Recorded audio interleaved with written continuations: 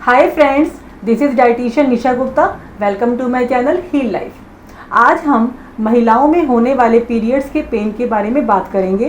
Periods का pen क्या होता है, क्यों हो जाता है, इसके क्या क्या सिम्टम्स होते हैं और हम इसको डाइट के द्वारा, होम रेमेडीज़ के द्वारा और योगा के द्वारा किस प्रकार से ठीक कर सकते हैं। थोड़ा सा दर्द, थोड़ा सा डिस्कम्फर्ट और थोड़े से क्रैम्प्स नॉर्मल है, लेकिन यदि यही दर्द इतना बढ़ जाए कि हमें अपने काम की छुट्टी लेनी पड़े तो ये वाकई में चिंता का विषय है। पेनफुल मेंस्ट्रुएशन को डिसमेनोरिया भी कहते हैं। ये दो तरीके का होता है, प्राइमरी डिसमेनोरिया और सेकेंडरी डिसमेनोरिया। प्राइमरी डिसमेनोरिया के अंदर पीरियड स्टार्ट होने से 1 से 2 दिन पहले हैवीनेस, पेट के अंदर दर्द, लोअर एब्डोमेन में दर्द, बैकएक होना, थाइज में दर्द होना, इस तरीके के लक्षण आ सकते हैं और पीरियड स्टार्ट होने के बाद ये लक्षण थोड़े से बढ़ भी सकते हैं। या फिर ब्लीडिंग जब स्टार्ट होती है तो थोड़ा सा ये डिस्कम्फर्ट लेवल बढ़ जाता है, तो इसको हम कहते हैं प्राइमरी डिसमेनोरिया। और ये सिम्टम्स पीरियड ख़त्म होने के साथ साथ ख़त्म भी हो जाते हैं। सेकेंडरी डिसमेनोरिया के अंदर जो महिलाओं के रिप्रोडक्टिव ऑर्गन्स होते हैं, यूट्रस, फैलोपियन ट्यूब, ओवरीज, उसके अंदर कोई इन्फेक्शन का होना या फिर एंडोमेट्रियोसिस की प्रॉब्लम होना, एडिनोमायोसिस होना या यूट्रस के अंदर फिब्रॉइड होना, ऐसा कोई भी लक्षण होता है तो भी बड़ा पेनफुल मेंस्ट्रुएशन होता है, लेकिन ये मेडिकली टोटली ट्रीटेबल है, तो कोई चिंता की बात नहीं है। क्या क्या लक्षण होते हैं कि पीरियड्स का पेन आपको पता चलता है कि ये पीरियड्स का पेन है? पेट के निचले हिस्से में दर्द होना, क्रैम्प्स होना, थाइज में दर्द होना, कमर में दर्द होना, पेट में हैवीनेस होना, ब्लोटिंग होना, हैवी पीरियड्स का जाना, तो ये सब सिम्टम्स होते हैं पीरियड्स के पेन के। अगर आप इस तरीके की इन्फॉर्मेटिव वीडियो और भी देखना चाहते हैं तो प्लीज़ मेरे YouTube चैनल को सब्सक्राइब करें and do not forget to ring the notification bell. आप मुझसे कुछ भी और पूछना चाहते हैं तो आप कमेंट बॉक्स पे जाके अपना सजेशन दे सकते हैं।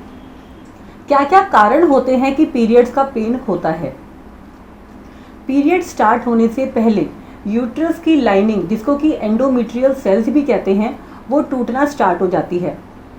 और जब वो टूटना स्टार्ट होती है तो एक केमिकल सब्सटेंस, एक हार्मोन बनता है जिसको कि प्रोस्टाग्लैंडिन कहते हैं। ये प्रोस्टाग्लैंडिन यूट्रस की ब्लड वेसल्स को कॉन्ट्रैक्ट करना शुरू करते हैं और जिसकी वजह से जो यूट्रस की जो मस्कुलर वॉल है वो कॉन्ट्रैक्ट होना स्टार्ट हो जाती है। और जितना वो कॉन्ट्रैक्शन बढ़ता है उतनी ऑक्सीजन की सप्लाई यूट्रस में कम हो जाती है। ऑक्सीजन की सप्लाई कम होने से दर्द होता है, पेनफुल पीरियड हो जाते हैं और कुछ प्रोस्टाग्लैंडिन्स ब्लड स्ट्रीम में चले जाते हैं, जिसके कारण दिल घबराना, सिर में दर्द होना, कब्ज होना, डायरिया हो जाना, वॉमिटिंग हो जाना, इस प्रकार के लक्षण भी पीरियड्स पेन के टाइम पर देखे जाते हैं।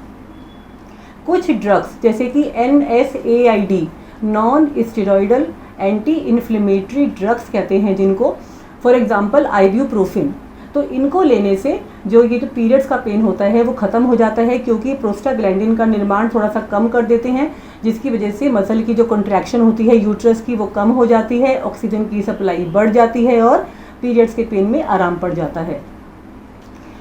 इसके बाद और भी कई कारण होते हैं कि पीरियड्स के पेन होते हैं, जैसे कि जो महिलाओं के रिप्रोडक्टिव ऑर्गन्स हैं, जैसे vagina, cervix, uterus, fallopian tube या ओवरीज, किसी के अंदर भी किसी भी प्रकार का इन्फेक्शन होता है तो भी पीरियड्स का पेन होता है।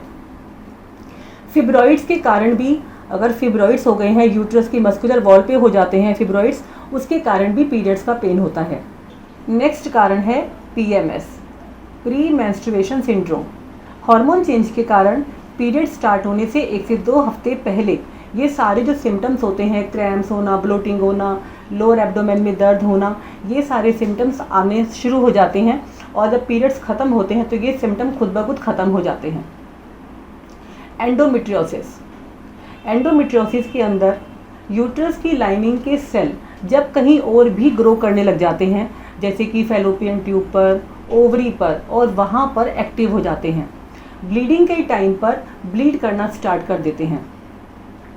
तो जो यूट्रस की जो नॉर्मल टिश्यूज़ की जो ब्लीडिंग होती है वो तो शेड हो जाती है और बॉडी से बाहर निकल जाती है, लेकिन इन वाले टिश्यूज़ की जो ब्लीडिंग होती है वो अंदर ही अंदर इन्फ्लेमेशन और स्कारिंग का काम करती है।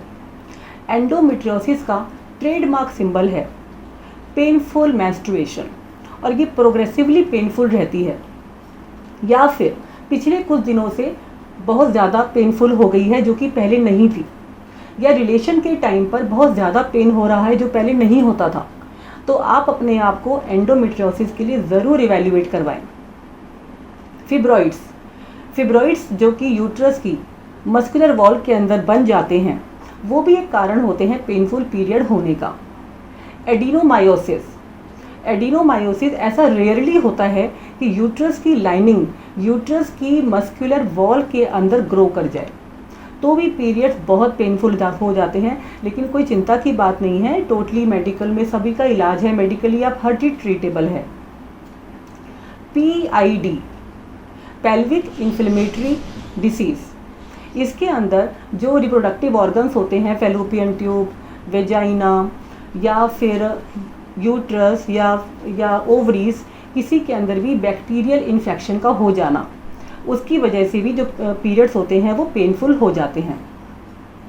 और भी कई कारण हैं पीरियड्स पेन के, जैसे कि heavy blood flow, over production of prostaglandins, periods का 12 साल की उम्र से पहले स्टार्ट हो जाना, यानी कि मिनार्की पीरियड जो होता है वो 12 साल से पहले स्टार्ट हो जाना, obesity, family history, smoking, sexual transmitted disease का होना, क्रोनिक कॉन्स्टिपेशन, बार बार UTI का होना, पेट पर कस के कपड़ा बांधना लंबे समय तक, पानी कम पीना, सीडेंट्री लाइफस्टाइल जिसके अंदर की बिल्कुल भी एक्सरसाइज वगैरह नहीं करते हैं, एक्सरसाइज बिल्कुल भी ना करना, और काफ़ी लंबे समय से मेडिकेशन होना।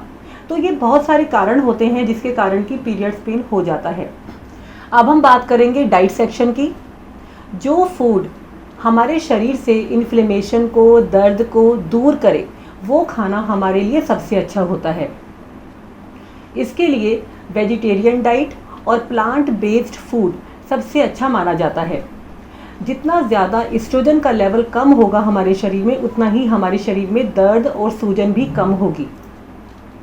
हमारे फूड में और एस्ट्रोजन के लेवल में कनेक्शन होता है। जितना ज़्यादा हम एस्ट्रोजन अपनी डाइट के जरिए अपने शरीर में ले लेते हैं, तो जो यूट्रस की जो लाइनिंग होती है वो उतनी मोटी होती जाती है, और पीरियड्स के टाइम पर जब ये लाइनिंग टूटती है तो उतने ज़्यादा ही प्रोस्टाग्लैंडिन्स नामक हार्मोन बनते हैं। जितने ज़्यादा प्रोस्टाग्लैंडिन्स नामक हार्मोन बनेंगे, उतना ही ज़्यादा जो यूट्रस की मस्कुलर वॉल है वो कॉन्ट्रैक्ट होगी, ऑक्सीजन की सप्लाई कम हो जाएगी, और उतना ही ज़्यादा क्रैम्प्स और दर्द होंगे। तो एनिमल बेस्ड फूड जैसे कि मांस, मछली, अंडा, दूध और दूध से बनी चीज़ें, एक्स्ट्रा ऑयल का इस्तेमाल करने से शरीर के अंदर एस्ट्रोजन का लेवल बढ़ जाता है। तो कोशिश ये करें कि जो एनिमल प्रोडक्ट्स हैं वो ना लें। जब गाय मैक्सिमम दूध देती है उस समय गाय प्रेग्नेंट होती है, और उसके शरीर के अंदर एस्ट्रोजन का लेवल काफ़ी ज़्यादा होता है, तो वो दूध जब महिलाएं पीती हैं तो उनके शरीर में भी एस्ट्रोजन का लेवल बढ़ जाता है। Low fat high fibre diet oestrogen के लेवल को कम करने में काफ़ी हेल्प करती है। जो एस्ट्रोजन हमारे शरीर के अंदर आ जाता है तो लीवर उसको बाइल डक्ट के जरिए आंतों के ट्रैक में डाल देता है। वहाँ पर फाइबर उसको सोक कर लेता है और वेस्ट मटेरियल के साथ साथ उसको हमारे शरीर से बाहर निकाल देता है। डाइट में एस्ट्रोजन ज़्यादा होने से एंडोमेट्रियोसिस नामक बीमारी होने के 56% तक चांसेस बढ़े जाते हैं। तो अगर एंडोमेट्रियोसिस की प्रॉब्लम है तो एनिमल फूड बिल्कुल भी ना खाएं, और वेजिटेरियन डाइट, लो फैट, हाई फाइबर डाइट लेने से बहुत ज़्यादा अच्छे परिणाम मिलते हैं। डाइट सेक्शन के अंदर डाइट को हम 6 भागों में डिवाइड कर सकते हैं। Carbohydrate, protein, fat, minerals, vitamins and water. तो स्टार्ट करते हैं कार्बोहाइड्रेट से। कार्बोहाइड्रेट में complex carbohydrate are better than the simple carbohydrate, क्योंकि जो कॉम्प्लेक्स कार्बोहाइड्रेट होते हैं उसका जो ग्लाइसेमिक इंडेक्स होता है वो लो होता है और ब्लड शुगर के लेवल को बहुत तेज़ी से स्पाइक नहीं करता। तो वैसे भी ये बहुत अच्छा रहता है हमारी हेल्थ के लिए भी। तो कॉम्प्लेक्स कार्बोहाइड्रेट के अंदर हम ले सकते हैं रागी, राजगीरा, कुट्टू का आटा, ज्वार का आटा, ओट्स ले सकते हैं, चौलाई आप ले सकते हैं। जो सिंपल आप गेहूं की रोटी भी बनाते हैं तो उसके अंदर आप मोटा गेहूं लें, बिना छाने उसको लें चोकर के साथ, और आप उसके अंदर जो लो कैलोरीज वेजिटेबल हैं जैसे कि पत्ता गोभी है, घिया है, सीताफल है, उसको ग्रेट करके ले सकते हैं। आप रागी का चीला ले सकते हैं, रोटी ले सकते हैं, रागी का पॉरेज ले सकते हैं। Brown rice are better than the white rice, brown bread is better than the white bread. और आप ट्यूबर्स अपनी डाइट में शामिल करें। वंस इन ए वीक आप ले रतालू, कचालू, आलू, शकरकंदी, इनमें से कोई भी आप चीज़ आप ले सकते हैं। ये कॉम्प्लेक्स कार्बोहाइड्रेट के बहुत अच्छे सोर्सेज होते हैं और एस्ट्रोजन लेवल तो कम होता ही है और पीरियड्स के पेन के अंदर आपको बहुत फ़ायदा करेगा। प्रोटीन की बात करते हैं। प्रोटीन के अंदर जैसे हमने आपको भी बताया कि एस्ट्रोजन लेवल हमें कम करना चाहिए अपने खाने के अंदर, जिससे कि शरीर में इन्फ्लेमेशन और दर्द कम से कम हो या ना हो। तो उसके लिए एनिमल फूड को अवॉइड करना इज़ बेटर। तो दूध और दूध से बनी चीज़ें, इन सब चीज़ों को अवॉइड करें। आप उसको रिप्लेस कर सकते हैं दालों से। स्प्राउट्स आप सभी तरीके के ले सकते हैं। मोठ, मूंग, चने, दालों के अंदर जितनी भी दालें हैं एटलीस्ट 65,000 वैरायटीज़ हैं दालों की हमारे इंडिया के अंदर, लेकिन आप देखिए हम कितनी दालों का सेवन करते हैं। आप सभी दालों को अपनी डाइट में शामिल करें। अगर आपको फ्राइड खाने का भी मन कर रहा है, कभी कभार मन कर जाता है, तो आप उड़द की दाल, मूंग की दाल की भजिया ले सकते हैं, मूंग की दाल के पापड़ ले सकते हैं, मूंग की दाल का चीला ले सकते हैं। Lot of variety are there of dals. मूंग की दाल का हलवा भी लोग बनाते हैं।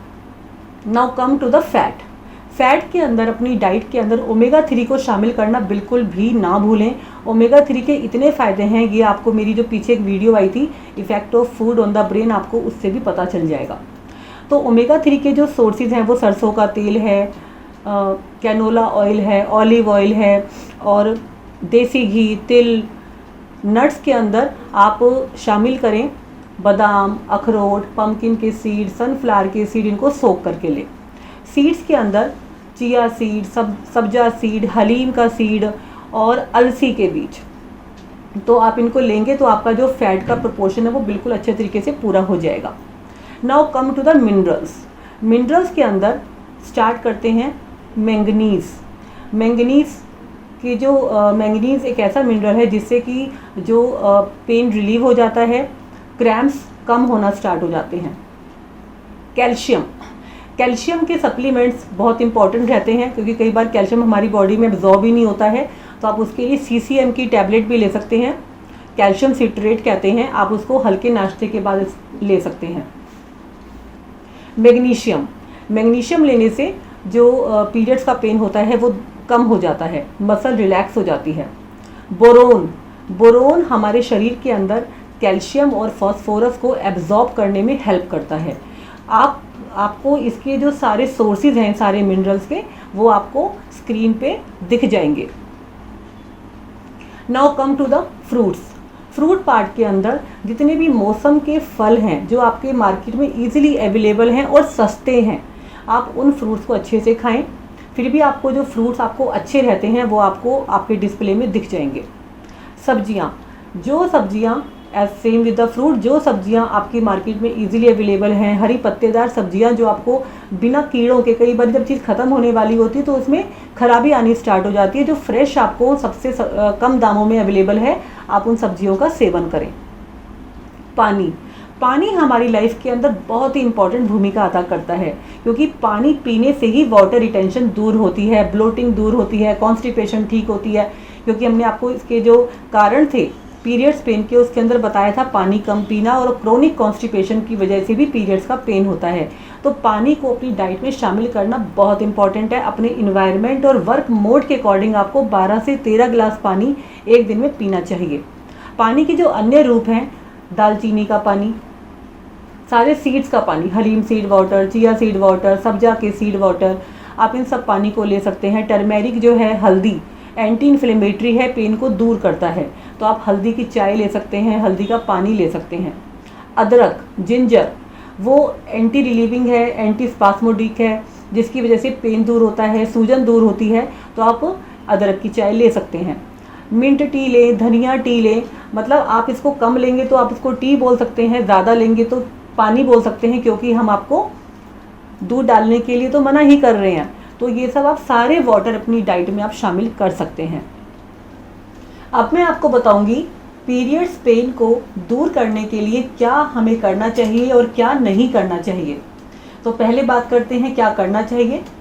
पीरियड शुरू होने से एक हफ्ता पहले 8 से 10 काली किशमिश और 5 से 6 पेटल्स केसर की आप इनको पानी में सोक कर दें और सुबह खाली पेट इनको लें। रात को सोते समय कैमोमाइल टी लें। Chamomile tea natural pain killer है और ये मसल को रिलैक्स करता है और नींद भी बहुत अच्छी आती है। नीम के पत्तों का एनिमा ले सकते हैं। नीम के पत्ते पानी में उबाल के उसको ठंडा करके एनिमा ले, बहुत अच्छा होता है इससे भी। इसके अलावा हीटिंग पैड का प्रयोग सबसे ही एक अच्छी चीज़ है कि जिस समय आपको पेट में दर्द हो रहा है या फिर क्रैम्प्स हो रहे हैं, लोअर बैक में पेन हो रहा है, तो सबसे अच्छा होता है जिससे रिलैक्सेशन मिलता है वो है हीटिंग पैड का इस्तेमाल करना। अपने पेट की हल्के हल्के मसाज करें। इसके लिए आप कोकोनट ऑयल के अंदर 3 ड्रॉप लेवेंडर ऑयल मिलाएं और थोड़ा सा इसके अंदर मिलाएं पेपरमेंट ऑयल। तो इससे मसाज कर सकते हैं, तिल के तेल से मसाज कर सकते हैं। बहुत लंबे समय तक यदि आपको बैठना पड़ जाए तो आप अपनी कमर के पीछे एक कुशन का इस्तेमाल करें, जिससे कि आपकी जो बैक में स्ट्रेन ना पड़े। दिन में 2 बारी गर्म पानी से स्नान कर सकते हैं, उससे भी जो मसल है वो रिलैक्स हो जाती है। बैठते समय कंफर्टेबल पिल्लो आपको बता दिया है। और अपनी डाइट के अंदर विटामिन्स का हमने भी विटामिन सेक्शन में बताया है। तो और अच्छे तरीके से जब हमको पेन को दूर करना है तो आप अपनी डाइट में विटामिन B1, B6, B12 और विटामिन E, इन सब के क्या क्या सोर्सेज हैं ये आपको आपकी स्क्रीन पे दिख जाएंगे। होम रेमेडीज़, 2 चम्मच अजवाइन को कूट लीजिए और उसको 3 कप पानी में डालकर थोड़ा सा गुड़ डालें और उसको उबाल कर जब वो पानी आधा रह जाए आप उसको सुबह शाम हल्का गर्म करके पिएं। नेक्स्ट, काले तिल के लड्डू बनाएं गुड़ के साथ और आप एक एक लड्डू सुबह शाम खाएं। साबुत धनिया जो आता है ग्रीन वाला दाने वाला, साबुत धनिया को कूट लें, 1 गिलास पानी में डालें, थोड़ी सी मिश्री डालें, पानी को बॉईल करें। जब पानी आधा रह जाए आप उस पानी को सुबह शाम पिएं। एंडोमेट्रियोसिस की प्रॉब्लम के अंदर जब बहुत ज़्यादा ब्लड लॉस हो जाता है तो उस समय पर गोंद के लड्डू खाना बहुत अच्छा रहता है। आप गोंद के लड्डू बनाएं, कम देसी घी में बनाएं और थोड़ा सा गुड़ भी डाल सकते हैं। तो इन सब चीज़ों के द्वारा जो पीरियड्स का जो पेन है उसमें आपको बहुत अच्छा लगेगा, काफ़ी रिलैक्सेशन मिलेगा। अब क्या है जो हमें नहीं करना चाहिए पीरियड्स पेन के लिए। Fried food, junk food, oily food बिल्कुल नहीं खाना चाहिए। प्रोसेस्ड फूड जैसे कि बिस्किट, केक, मफ़िन्स, इनका प्रयोग ना करें। चाय कॉफ़ी का प्रयोग कम से कम करें। ज़्यादा शुगर वाला खाना, ज़्यादा तेल वाला खाना, ज़्यादा नमक वाला खाना, इन सब खाने को अवॉइड करें। पैकेट फूड, जितना भी डब्बा बंद खाना होता है उनके अंदर भी प्रिजर्वेटिव हाई अमाउंट में होते हैं, बहुत ज़्यादा सोडियम होता है, आप उस खाने को भी अवॉइड करें। एनिमल प्रोडक्ट्स, जैसे हमने आपको बताया था कि ईस्ट्रोजन का लेवल बहुत ज़्यादा होता है एनिमल प्रोडक्ट्स के अंदर, दूध और दूध से बनी चीज़ों को अवॉइड करें।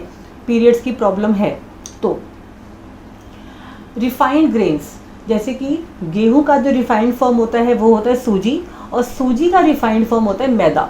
तो जितना हम रिफाइनिंग पे जाते हैं तो उसकी जो न्यूट्रिशियस वैल्यू होती है वो ग्रेन की कम होती जाती है।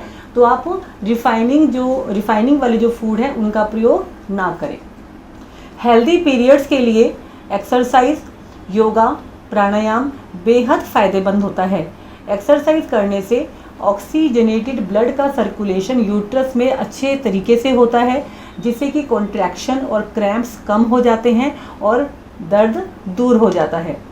तो मैं आपको कुछ आसनों के नाम बताऊंगी जिसको करने से पीरियड्स के अंदर आपको बहुत रिलीफ मिलेगा, जैसे कि बद्धकोण आसन, बटरफ्लाई, शशक आसन, पवन मुक्त आसन, मकरासन, शिथिलासन, दाईं ओर से भी और बाईं ओर से भी।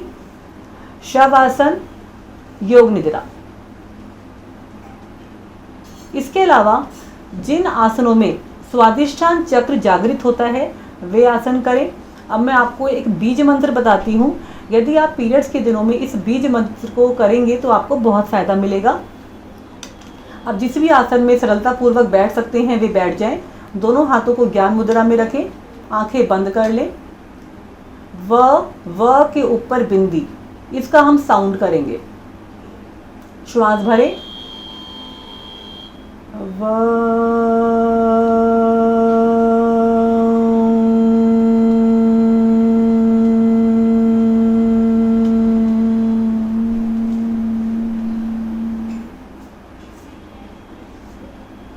तो इस बीज मंत्र का अभ्यास करने से ये आप कर सकते हैं 15 मिनट 20 मिनट, आपको बहुत फ़ायदा मिलेगा।